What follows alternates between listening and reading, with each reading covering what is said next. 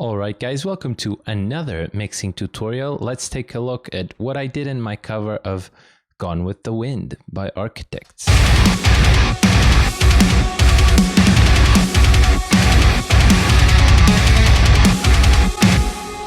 Very happy with the sounds in this cover. So let's go my usual route. Let's see what is on the master bus for today. It's the usual 3 plugins, so my mix compressor, and let's see how much it's working.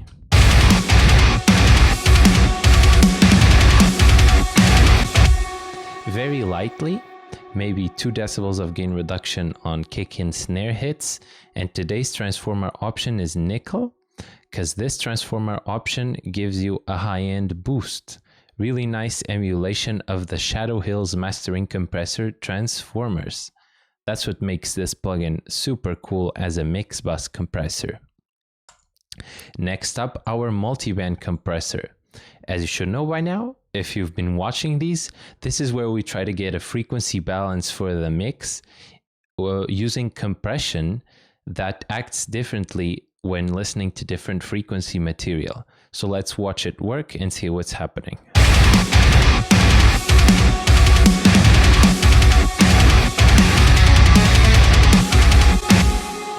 We're getting the most compression in this blue band, which is this mid-range where I'd guess mostly the guitars are hitting.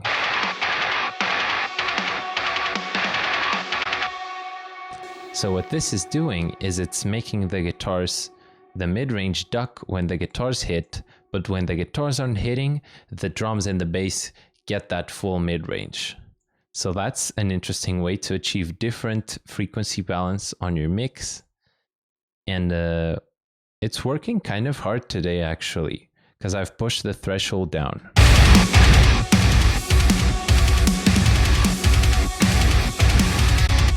This is what it would do on an extreme setting, so you can listen for it. My usual limiter, Ozone 8. Let's see what we are doing today to our poor mix.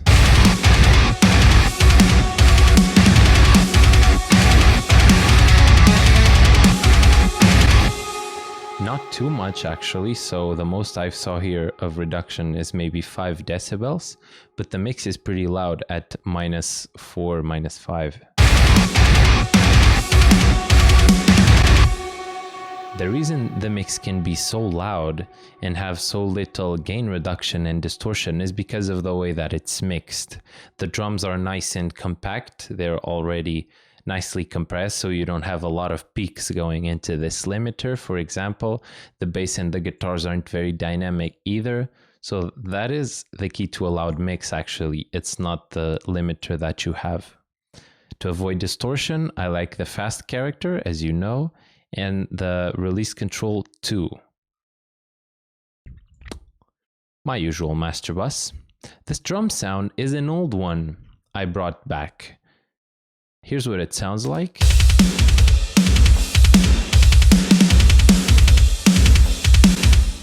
A very interesting metalcore sound.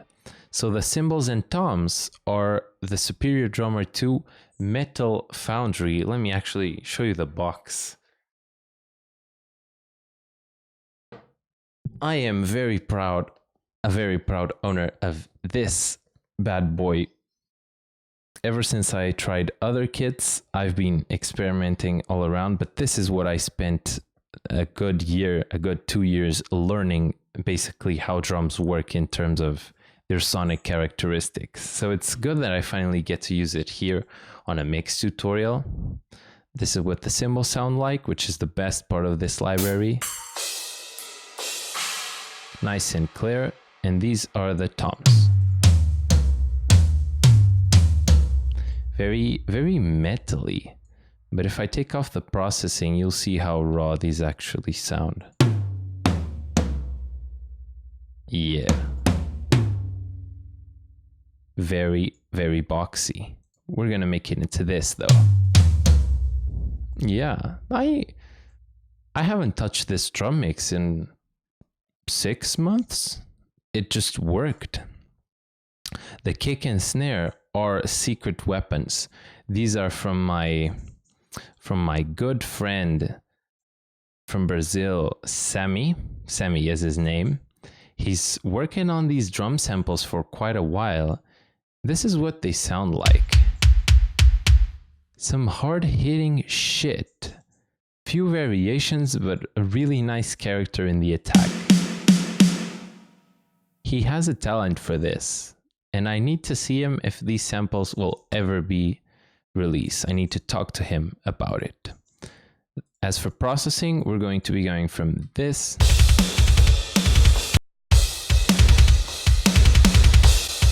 to this. Very, very beefy. So the kick sounds like this.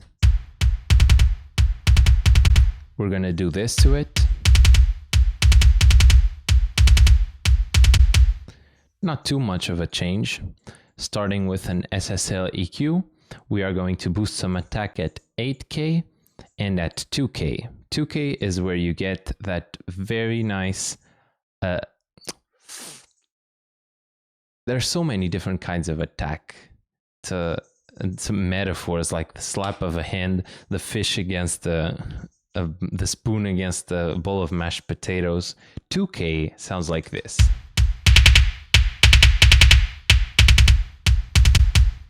I overdid it there, but that's so you can hear the character I'm looking for. It's a very, very mid-rangey knock, and the 8K is your traditional speed metal attack.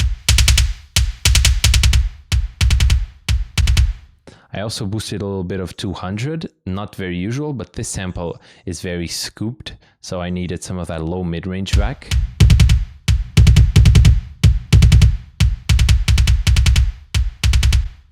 That was obviously overdoing it for the sake of demonstration. R-Bass is generating some extra subharmonics.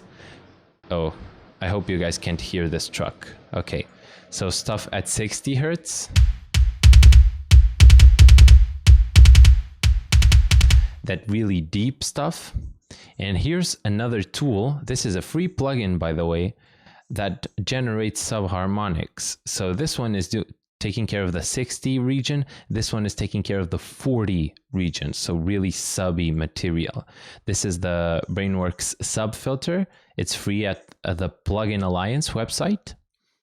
And yes, it filters your low end beneath this frequency and boosts it at that frequency too, to give you a nice tight boost. It's a very, very unique sound. Let's see if we can get a before and after.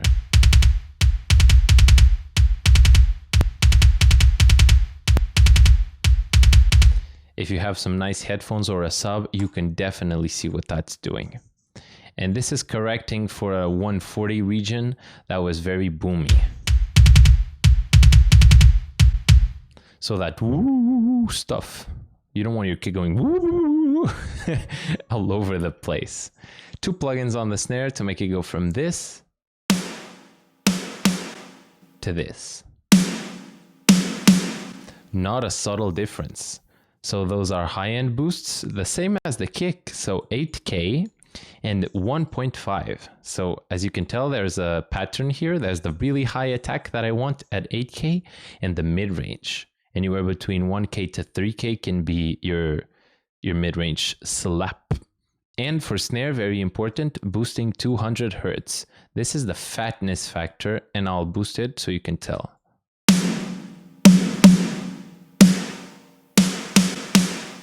That's what I'm looking for.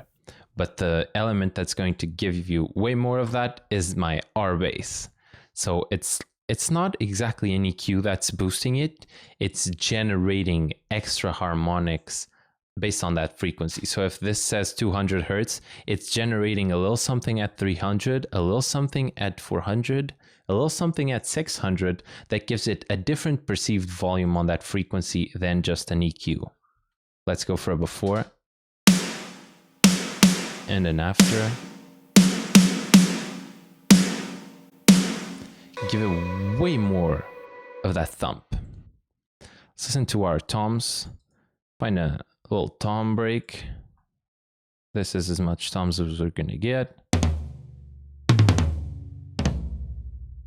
Very, very boxy, they're all being processed on a bus to go to this. All right, so this is a cool tom segment. Let's see what I did to make these sound way better. Actually, I am curious. So filtering below 40, this sub-region is for the kick, and filtering above 16K because the attack was a bit harsh. I boosted 11 decibels at 8K, guys. This is an extreme EQ. 11 decibels at 8K, minus 9 at 600, and minus 7 at 450, and plus 6 at 170. Let's go for a before and after on this bad boy. That was before, and now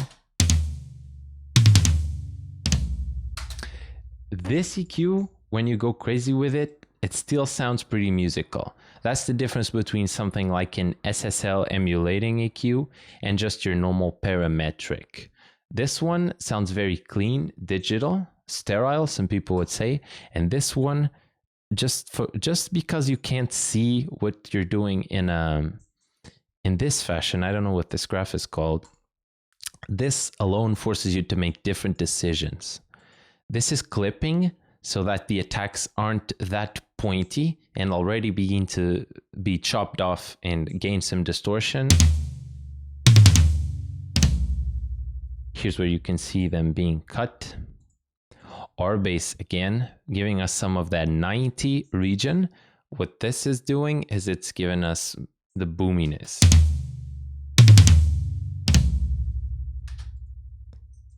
The Reaper stock EQ is here to take care of even more annoying mid-range. 2K was to reduce that knock that I boosted on the other elements. And the 300 is annoying boxiness. Very low boxiness.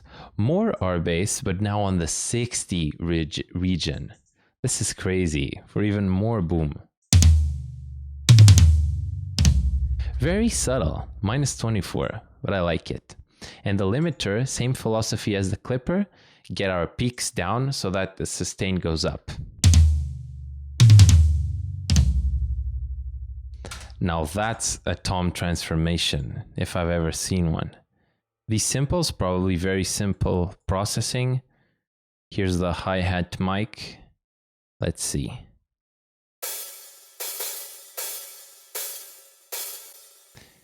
Cutting all the low end beneath, oh, my numbers are horrible today. 350 and high end above 14K, which is just fizz anyway. And there is a boost at 7K for shininess and a cut at 4.2K where it was harsh. This should be a nice before and after.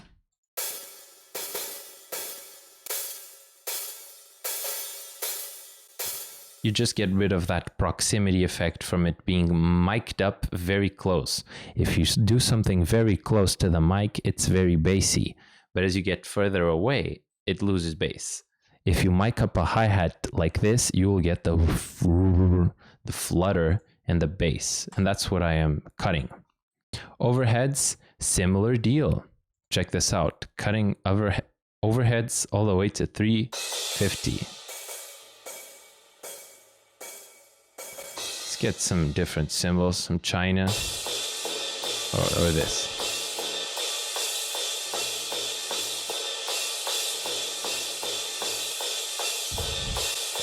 This is just cleaning up the bass region that the cymbals don't need. You don't need bass on your cymbals. Boosting 10K for shininess and cutting 4K for harshness. Very similar philosophies. And this is another mid-range scoop at 1K. Getting rid of that thrashy brass quality. And this is probably a whistle. Oh God. Get rid of it. So my cymbal has a whistle at 3500. And the 4K region, again, ducking it to make it even more smooth. That's what it sounds like. All right, the room. So this room is only cymbal room. It just makes the cymbals sound like they're in a room, basically. Cutting some low mids, some mids, and getting rid of that same whistle, and we're good. Bus, drum bus, is where we're gonna get a lot of magic.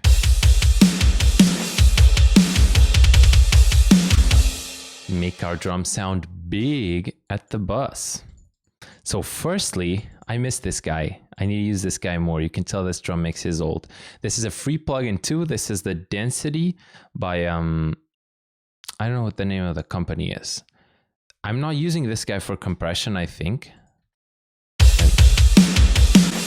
No, I'm using for this color knob. See if you can listen for what it's doing.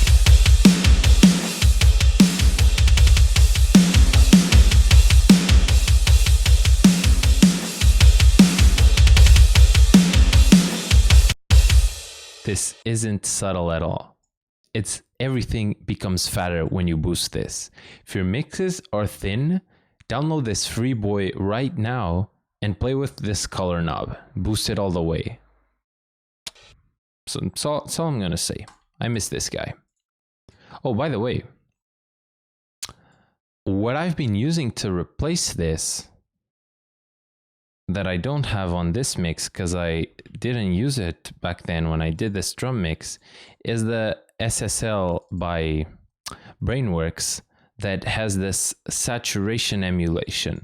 So this basically replaced this. So whenever you see me on the recent mixing tutorials use this saturation, this is the character I'm looking for. But this is more discrete and it's dependent on your frequency boosts here. If you boost it a lot here, it works harder. And here it just makes it fat as hell. So there you go. Oops, skipping a plugin. Clipping again, making the kick and snare, the attacks of the kick and snare. What does this do to the attacks? It chops them off. So the attacks, instead of being pointy, are a bit longer and a bit more distorted, so they cut through. In this case, just the snare peak is being cut off into the SSL bus compressor. 30 millisecond attack is going to give you some nice snap, and a 300 millisecond release gives you a nice bounce back.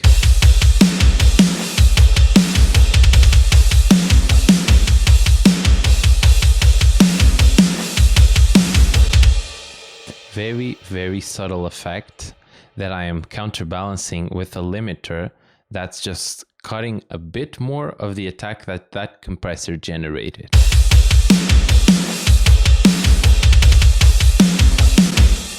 You can see it hit the snare.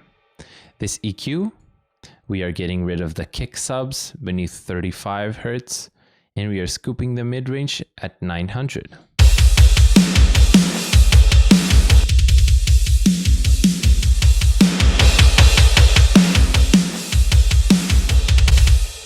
Very wide move for a different character. So this is the drum sound. Pretty cool.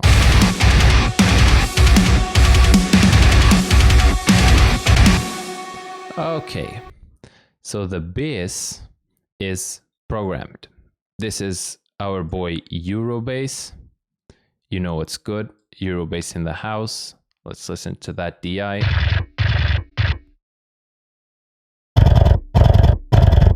Solid. Perfectly in tune. Too perfectly almost. We will be creating this tone. So let's see what goes into this tone. There is a track that is giving us our low end. We are getting it by first cutting some of the honky mid region that I didn't like at 460, and then the Joel Wanasek bass plugin is giving us different levels for the top and bottom. So all I'm doing is taking down the bottom and compressing and boosting the bass. Sorry, taking down the top.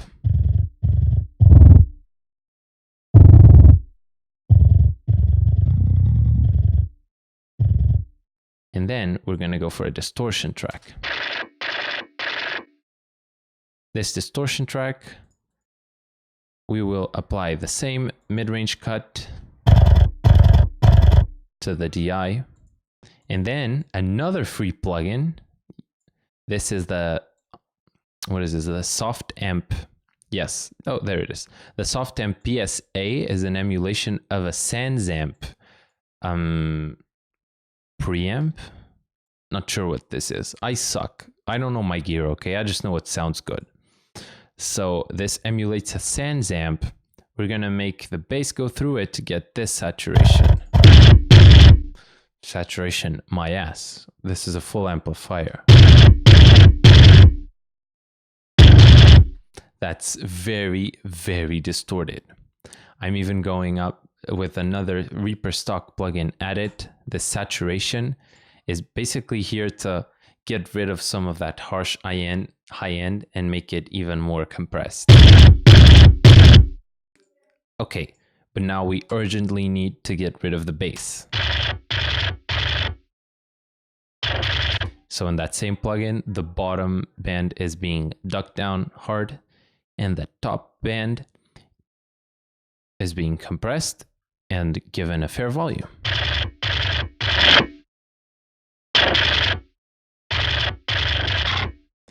This EQ is our filters, so we don't need anything beneath 250. That's for the low track, and anything above 5K is just annoying fizz.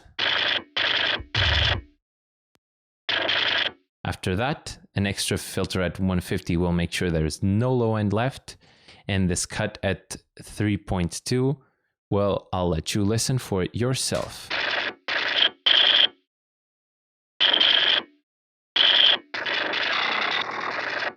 That's what I'm trying to get rid of. Goodbye, and here's a bass tone. Oops.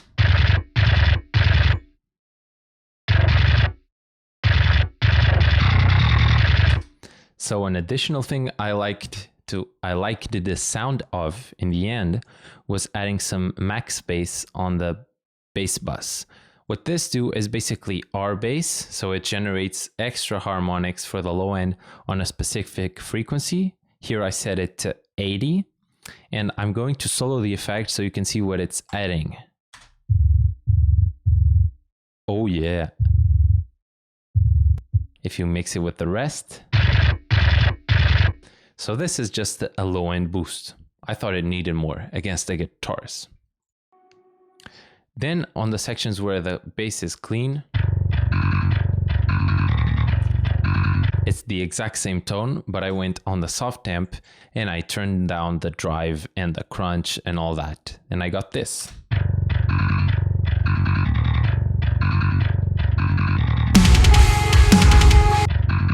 Which is an incredible tone, by the way. This is cool when you push it like what I did before, but it's even better when you want to get those nice crunchy bass tones, but not full-on distorted bass tones. Okay, let's move on to guitar.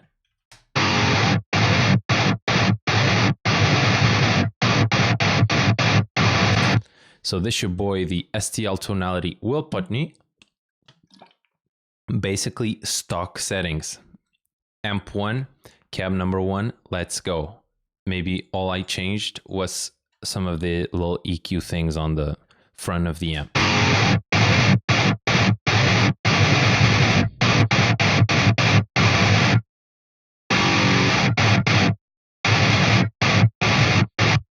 I think this is the stock tone. So yeah, this plugin is incredible. Little guitar compressor to compress these palm mutes. Whenever the palm mutes get too thick, any compressor will clamp them down. Since they're higher in volume, any kind of compressor will catch them once you palm mute. And it's cool to keep them in check on breakdowns. A little mid-range shift. So I am cutting a little whistly thing that's at 2.3. But since cutting that made the tone a little bit sterile, I boosted the exact same frequency, but really wide. Check a before and after on this. This is interesting.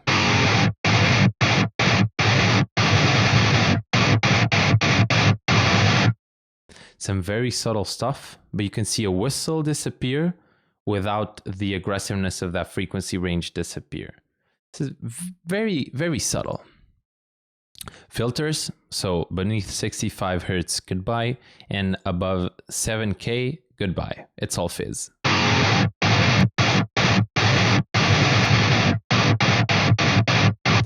The high end immediately gets more controlled. And a new tool I have was really cool. Pay attention to Plugin Alliance sales, because this guy, he's not expensive, but I got him for what I think was $10. This is BX Refinement, and it's harshness control. That's literally what it's doing. So here's a before and after. I'm using it subtly.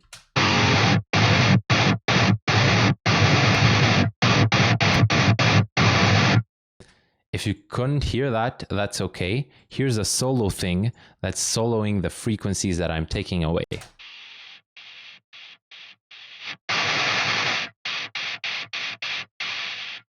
Can you hear them? It's the annoying 3K to 4K region, even 5K, where it goes shh, shh, shh, shh, shh, shh. It helps me take that away in a more dynamic way than an EQ cut. So this guy, finna use it more on my guitars. All right.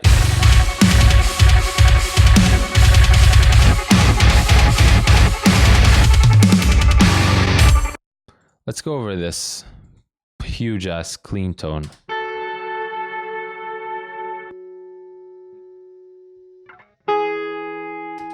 So that's the left and the right guitar, as you can tell. This clean tone is Torn Forge, Jason Richardson. Boosting the high end and the shimmer thing, which is some nice compression. Everything else is stock, the cabinet and the EQ too. And pushing it into a compressor straight away. What this does is it gets rid of the really harsh nail attack from my nails. Because here, and the reverb is going to help, you want it to be really nice and steady. You don't want to be a spiky attack. And the EQ is here because that amp from Tone Forge has a really pronounced 3K region. So this. Can you hear the little whistles after I play? Again, the reverb is going to help. Lights are pretty down. Wait. All right. The reverb is going to help, but this region was very, very harsh. So that's that on the left and right, and on the bus, all our effects. So Lil played my reverb boy at 21 seconds of reverb. So that is huge. It's also modulating, and it's at 75% wetness. Oops.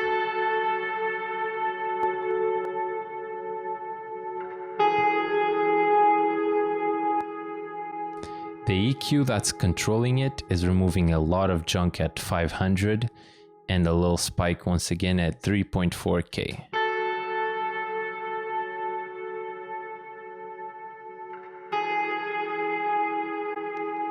Delay, not necessarily here for the repeats, but for the modulation.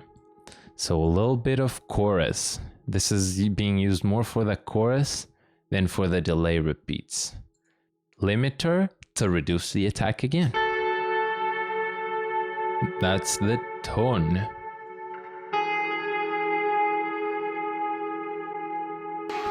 The little clean solo I did singing the main melody is the same thing with a bit less reverb.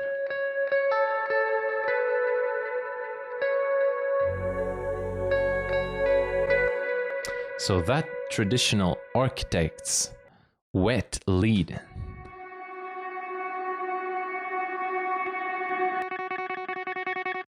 Here's how I went about getting it. This is the DI. I wanted these to be clean and not distorted.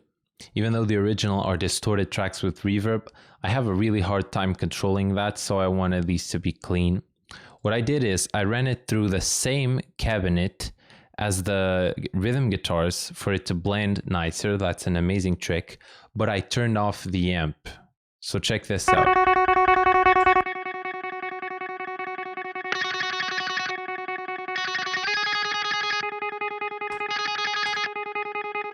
Turning off the amplifier section, all I get is the EQ curve from the cabinet and mic, but none of the distortion. Neat trick. Then the effect that's making this happen is just our little plate boy. 100% wetness, low cut at 200 to get rid of junk, and 16 seconds. You immediately go to this.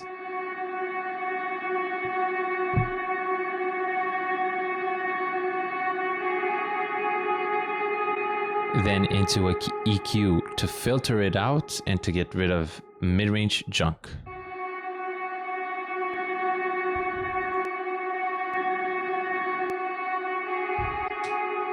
This just tucks it right into the right spot.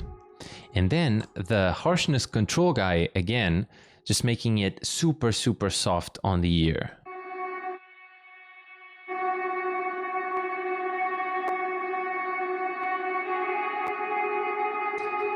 This is not where it was needed most. Was just me experimenting. And the little glitchy thing on the breakdown is the same tone, but the guy that the effect, is being obtained this way. This is a little tremolo pedal emulation from Waves. It's synced to 16th notes. And you get this.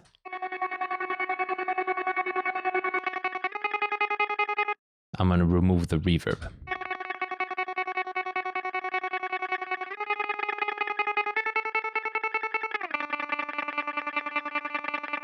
Pretty cool. Add the reverb. Awesome. And now this Reaper tool is what's going to make it automatically pan.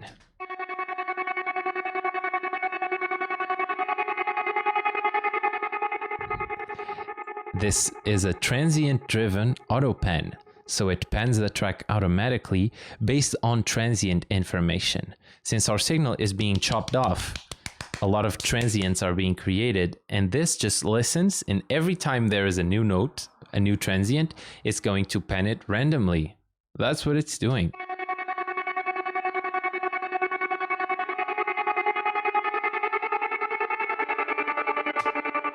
The rest of the tone is the same as the other lead tracks. Very cool. So this choir thing is straight out of X-Band 2, female U choir, no EQ.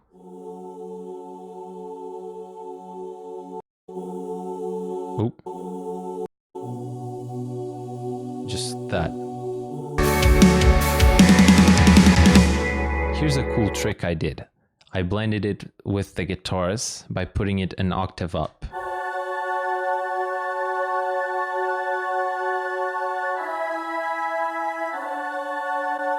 This sounds like shit, but if it becomes part of the guitar sound,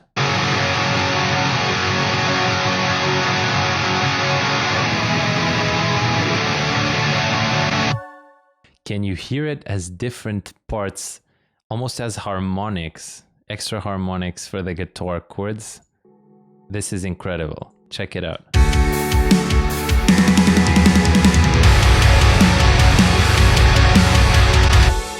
This was a really nice find. It just made that part way more epic. And the bass synth is just this deep tubed synth bass. And it's getting the low end beneath 75 Hz removed because it's really subby without it.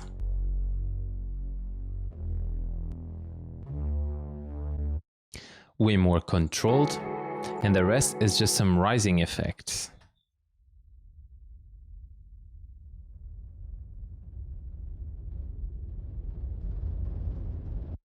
Super subtle stuff, and one for the breakdown. Epic.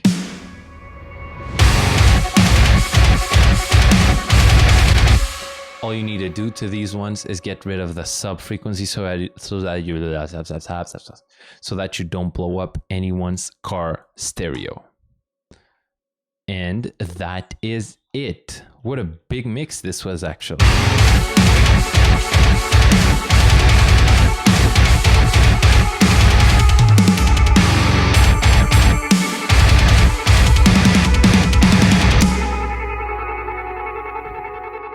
Very cool. Well, thank you guys for watching. This is probably one of the biggest mix breakdowns I've did so far.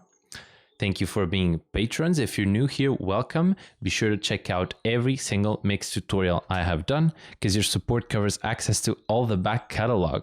So yeah, whenever you got your time to check out any of your favorite covers of mine, be sure to check out those tutorials too. Thank you for being here, and I'll see you in the next one.